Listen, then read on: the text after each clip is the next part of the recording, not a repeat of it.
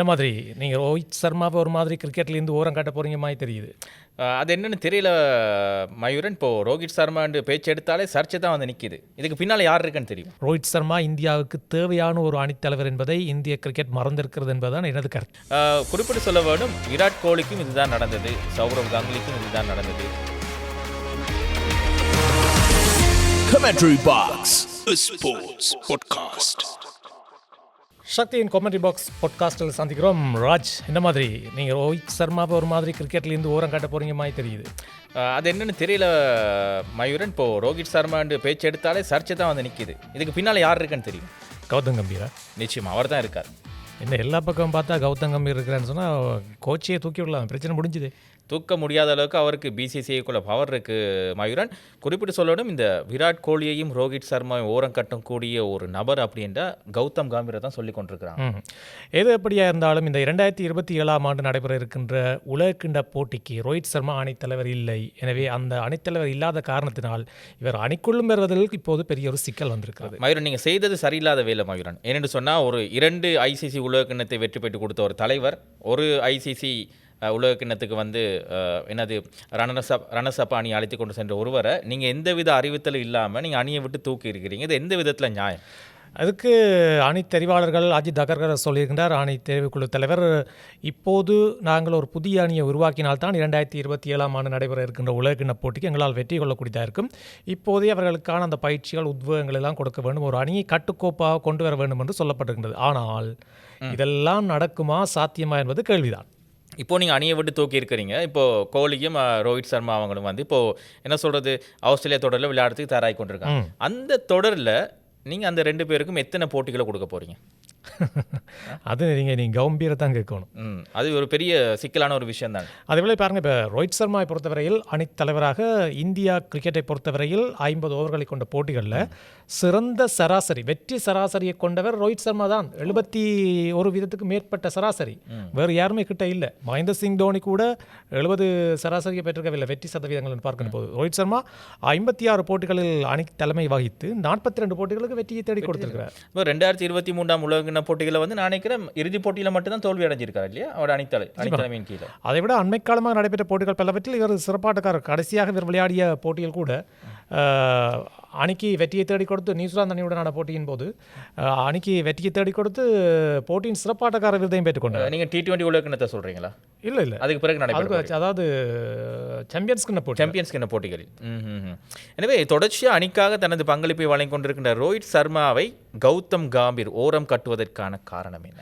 அவர்கள் சொல்கின்றார்கள், ரோஹித் சர்மாவுக்கு உலகக்கிண்ண போட்டிகள் வருகின்ற போது வயது 40 ஆகும் என்று. உடமையும் கொஞ்சம் பார்க்கணும் இல்லையா? ரோஹித் சர்மா உடம்பு மேலே பெருசாக அக்கறை இல்லாத மாதிரி தெரியுது. அதேவேளை விராட் கோலிக்கு 38 வயதாகும் என்று சொல்கின்றார்கள். எனவே இப்போது ரோஹித் சர்மாவை அணி தலைமை பொறுப்பில் இருந்து தூக்கியது நீங்கள் விட்டுட்டு போங்க வேண்டாம் என்ற மாதிரி ஒரு சைகை மூலமாக சொல்லப்பட்ட மாதிரி தான் எனக்கு என்ன தெரிகிறது. ஏன்னு சொன்னால், இந்த உலகக்கிண்ண போட்டிக்கு வருவதற்கு முதல்ல இப்போது இன்னும் ஒரு கருத்து முன்வைக்கப்பட்டிருக்கின்றது. உள்ளூர் போட்டிகளில் ரோஹித் சர்மாவும் விராட் கோலியும் விளையாட வேண்டும்.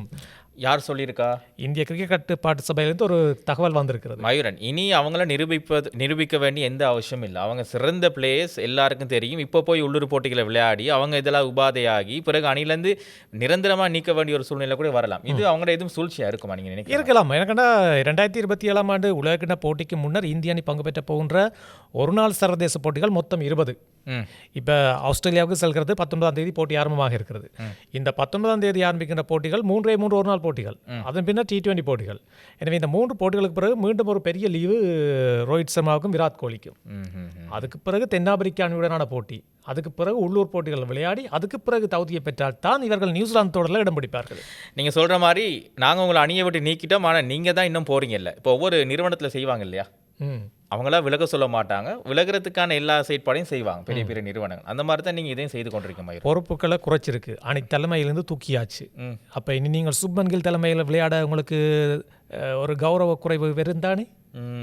அது மட்டும் இல்லாமல் இப்போ இனி உங்களை இலவாக தூக்கலாம். நீங்கள் பெர்ஃபார்ம் பண்ணல, உங்களுக்கு உபாதை வருகிறது, என்று உடனடியாகவே நீங்கள் தூக்கி விடலாம். ஒரு அணித்தலைவராக இருந்தால் தான் நீங்கள் பெர்ஃபார்ம் பண்ணாட்டிலும் உங்களை வச்சிருக்க வேண்டிய சூழ்நிலை இருந்தது. ஆனால் ரோஹித் சர்மா இந்தியாவுக்கு தேவையான ஒரு அணித்தலைவர் என்பதை இந்திய கிரிக்கெட் மறந்திருக்கிறது என்பதுதான் எனது கருத்து. இதே மாதிரி தான் நீங்கள் செய்தீங்க. இது கௌதம் காம்பீர் சம்பந்தம் இல்லை. மும்பை இந்தியன்ஸுடைய அணித்தலைவர் பதவியிலேருந்து நீங்கள் உடனடியாக தூக்குனீங்க. ரோஹித் சர்மாவுக்கு எந்தவித அறிவித்தலும் கொடுக்கல. இப்போ இந்திய அணியினுடைய கிரிக்கெட்டினுடைய அணித்தலைவராக இருந்து தூக்குனீங்க, அவருக்கு எந்தவித அறிவித்தலும் கொடுக்கல. ஏன் தொடர்ச்சியாக இந்த மனுஷனுக்கு வந்து இவ்வாறு செய்து கொண்டிருக்கீங்க? பாவம் இல்லையா? ஆனால் இப்போ சொல்கின்றார்கள் என்னென்னு சொன்னால், இந்த T20 போட்டிகளுக்கும் ஒரு நாள் போட்டிகளுக்கும் டெஸ்ட் போட்டிகளுக்கும் ஒரு தலைவரை கொண்டு வரக்கூடிய முயற்சிகள் நடைபெற்றுக் கொண்டிருப்பதாக சொல்லப்படுகிறது. அது சாத்தியம் இல்லை. அது பொறுப்பு கூட சரியான கஷ்டம். நீங்கள் என்ன நினைக்கிறீங்க? எனக்கும் அது கஷ்டம் தான். ஆனால் T20 போட்டிகளில் சூரியகுமார் யாதவும் மிக சிறப்பாக அணியை வழிநடத்தி கொண்டிருக்கின்றார். இப்போ டெஸ்ட் கிரிக்கெட் போட்டிகளுக்கும் ஒரு நாள் போட்டிகளுக்கும் சுப்மன் கில்லை தலைவராக கொண்டு வர வேண்டும் என்ற முயற்சி தான் நடைபெற்றுக் கொண்டிருக்கிறது. என்று சொன்னால் T20 போட்டிகளில் சூரியகுமார் யாதவ் அணித்தலைவராக இருக்கின்ற போது சுப்மன் கில் உபதலைவராக இருக்கிறார். டெஸ்ட் கிரிக்கெட் போட்டிகள் தலைவராக இருக்கிறார். எனவே இவரது தலைமைத்துவத்தில் டெஸ்ட் கிரிக்கெட் போட்டிகள் சிறப்பான வெற்றிகளை பெற்று வருகிறது இந்திய அணி என்ற காரணத்தை வைத்துக்கொண்டு இப்போது ஒரு நாள் போட்டிக்கு கொண்டு வந்து சேர்த்திருக்கிறார்கள். இது ஒரு நீண்ட கால திட்டமாக இருந்தாலும் கூட முக்கியமான வீரர்கள் இவ்வாறு புறக்கணிக்கப்படுவதை ஏற்றுக்கொள்ள முடியாது. மயூரன், குறிப்பிட்டு சொல்ல வேண்டும், விராட் கோலிக்கும் இதுதான் நடந்தது, சௌரவ் கங்குலிக்கும் இதுதான் நடந்தது, மகேந்திர சிங் தோனிக்கு இது நடக்கவில்லை. ஆனால் அவராக விலகி கொண்டார். ஏன் இந்திய அணியினுடைய அணி தலைவர்கள் இறுதி காலகட்டத்தில் புறக்கணிக்கப்படுகின்றார்கள்? அனில் கும்ளே, விவிஎஸ் லக்ஷ்மன், இப்படி நிறைய பேரை நாங்கள் உதாரணங்களாக சொல்லலாம். எனவே இது வந்து கிரிக்கெட்டை பொறுத்தவரையில் ஒரு சர்வசாதாரண விடயமாக பார்க்கப்படுகிறது. எல்லா நாட்டு தலைவர்களும் இப்படி தான் கொஞ்சம் சிறப்பாக வெற்றி பெறுகின்ற போது அணியில் நீக்குவது ஒரு கிரிக்கெட் சபைக்குள் உள்ள ஒரு பிரச்சனையாக இருந்தாலும் ரோஹித் சர்மாவுக்கும் கௌதம் கம்பீருக்கும் இடையில் ஒரு பனிப்போர் இருக்கத்தான் செய்கிறது உள்ளுக்குள்ளே. சண்டை சாம்பியன்ஸ் கிண்ண போட்டிகளின் போது கூட வெற்றி பெற்றதன் பின்னர் ரோஹித் சர்மா கௌதம் கம்பீரை அவ்வளவு பெரிதாக பேசியதாக இல்லை என்ற ஒரு குற்றச்சாட்டும் அண்மையில் வெளிவந்தது. அதுக்கு பழி வாங்குறாரோ? நீங்கள் என்ன நினைக்கிறீங்க? என்ன செய்வதுன்னு யாருக்கு தெரியும்? அவரை தான் கூப்பிட்டு கேட்கணும், என்ன ஏன் இந்த இப்படியெல்லாம் பிரச்சனை என்று. எதுபடியாக இருந்தாலும் ஒரு சிறந்த அணியை கட்டுக்கோப்பாக கொண்டு வர வேண்டும் என்ற முனைப்பில் தான் தாங்கள் இப்படியான மாற்றங்களை மேற்கொள்வதாக சொல்லப்பட்டிருக்கிறது. இப்போது நீண்ட காலமாக அணி புறக்கணிப்பில் இருந்த ஸ்ரேயாஸ் ஐயருக்கு உபதலைவர் பதவி வழங்கப்பட்டிருப்பது கொஞ்சம் சந்தோஷமான விடயம்தான். ஒரு நாள் போட்டிகள் இல்லையா? ஒரு நாள் போட்டிகள். சரி, ஒருவேளை அவர் சிறப்பாக செயல்பட்டாலும் கூட மயூரன், நீங்கள் அணித்தலைவர் பதவியை அவருக்கு கொடுக்க மாட்டீங்க. ஏன்னா சுப்மன் கில் அங்கே இருக்கிறார். ஏதோ ஒரு கண் துடைப்புக்காக சேர்த்துக் கொள்ளப்பட்ட ஒரு விஷயமாக பார்க்கப்படுகின்றது.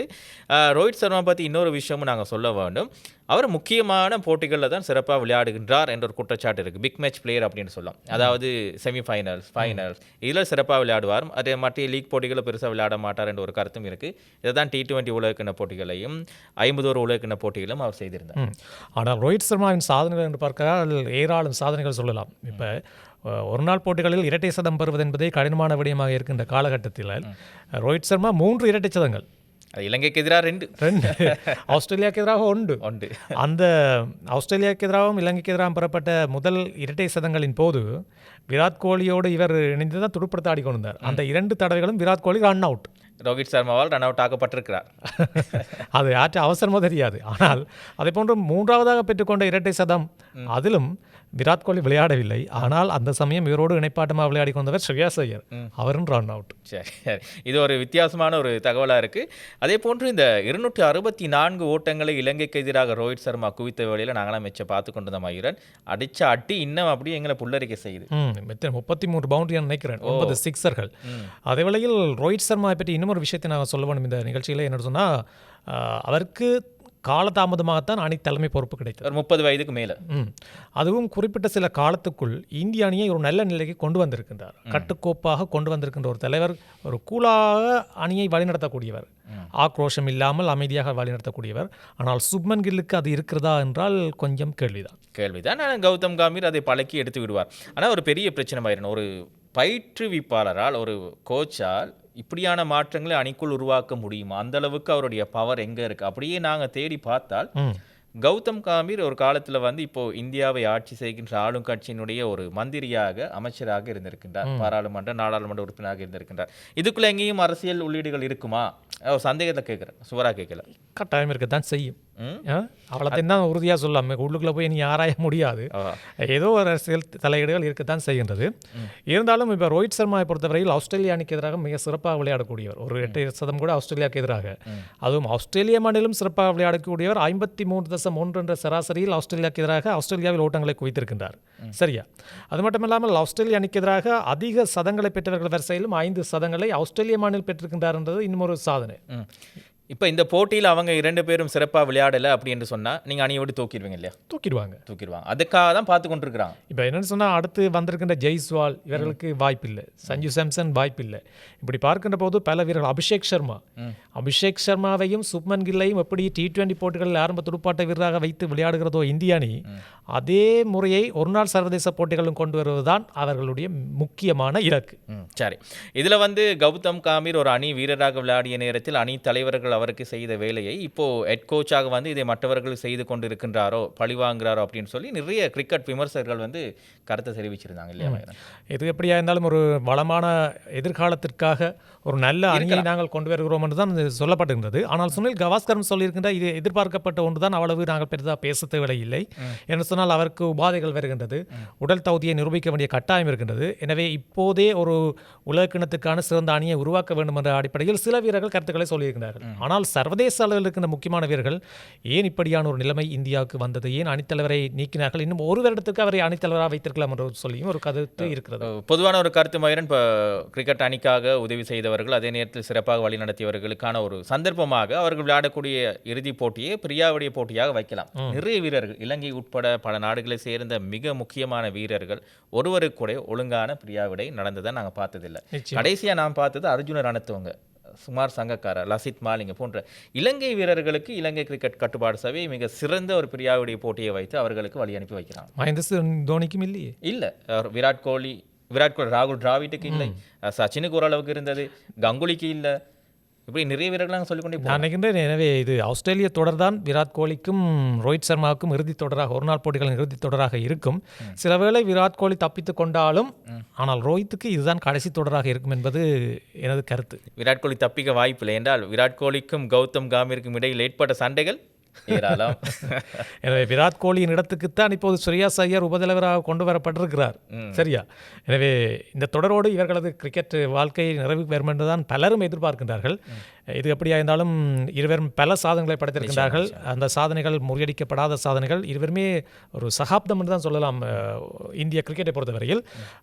எனவே இந்த தொடர் சிறப்பாக அமைய வேண்டும். ஒரு விறுவிறுப்பான தொடராக இருக்கும். ஆனால் ரோஹித் சர்மா எந்த விதமான அழுத்தமும் இல்லாமல் விளையாடுவார்.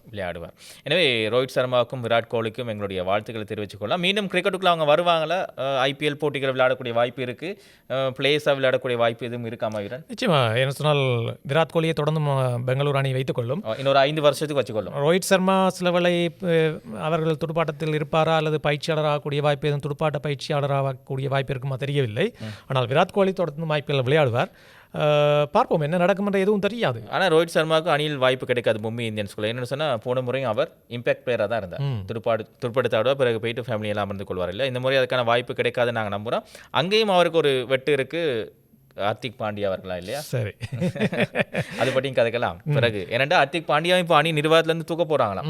சூரியகுமார் யாதவுக்கு மும்பை இந்தியன்ஸ் அணியினுடைய பொறுப்பு போகுதுன்னு சொல்லி மறைமுகமாக கேள்விப்பட்ட விஷயம். உண்மையா என்ன எங்களுக்கு தெரியாது. சார், இப்படியான கிரிக்கெட்டுக்கு நிறைய விஷயங்கள் நடந்து கொண்டிருக்க நாம் கடைசியாக ஒரு விஷயத்தை ஞாபகப்படுத்திக் கொள்ளலாம். இலங்கை கிரிக்கெட்டில் என்ன நடக்க போகுதுன்னு சொன்னால், புதிய பயிற்சியாளர்கள் எல்லாம் வந்திருக்கின்றார்கள். பழைய இடைக்காலத்திலே பந்துவீச்சு பயிற்சியாளராக இந்த சச்சித்திர இந்த நீக்கப்பட்டிருக்கின்றார். அதே போன்று துடுப்பாட்ட பயிற்சியாளராக இந்த திலின கண்டம்பி நீக்கப்பட்டிருக்கின்றார். இவர்களுக்கு பதிலாக வெளிநாட்டு பயிற்சியாளர்கள் வந்திருக்கின்றார்கள். இப்போது உப்புல்தரங்க அடுத்த அணியை தெரிவு செய்வதற்கான முயற்சியில் ஈடுபட்டிருக்கின்றார்கள். 22 பேர் கொண்ட ஒரு T20 அணி, உத்தேச அணி ஒன்று மிக விரைவில் அறிவிக்கப்பட இருக்கின்றது. பயிற்சிகள் நடைபெற்று வருகின்றன. மீண்டும் பானுக ராஜபக்ச, அதே போன்று சகோதர வீரராக இருக்கின்ற சாமிக்கா கருணாரத்னே,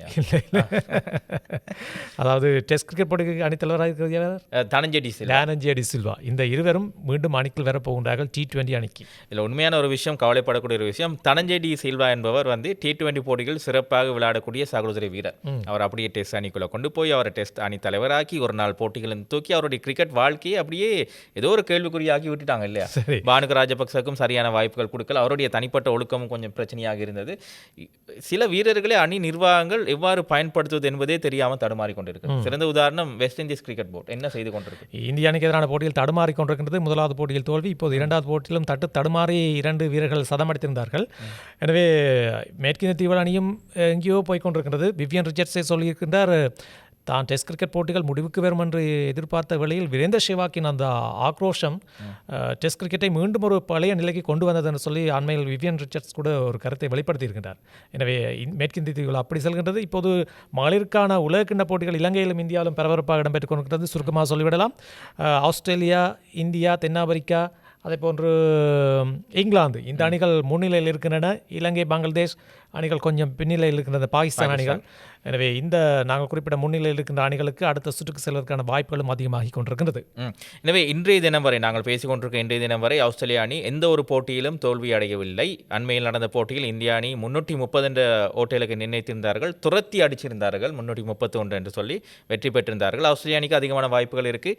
இலங்கை அணி எதிர்பார்த்த அளவுக்கு சொந்த நாட்டிலும் விளையாடுது மயிரன், ஆனால் பெர்ஃபார்மன்ஸ் பத்தவில்லை. அதேபோல இலங்கைக்கு மழையும் கொஞ்சம் குறுக்கிடாக இருக்கின்றது. இலங்கை அணி பங்கு பெற்றிய 2 போட்டிகளிலும் மழை குறுக்கிட்டது. ஒரு போட்டியில் ஒரு புள்ளி வழங்கப்பட்டது, போட்டி நடைபெறவே இல்லை.